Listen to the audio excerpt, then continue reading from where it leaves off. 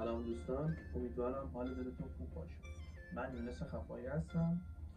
با اولین کلیپم میخوام جزئیاتی راجع به کانالی که تازه شروع کردم صحبت کنم. حقیقت انتظارم از کانال یوتیوبی که جدیداً راه انداختم این که معروف شدن نیست. صرفاً برای ساخت این کانال با جنبه‌های فان، آموزشی، اخبار فضای مجازی یا چنین چیزی از این قبیل با شما دوستان به اشتراک بذارم.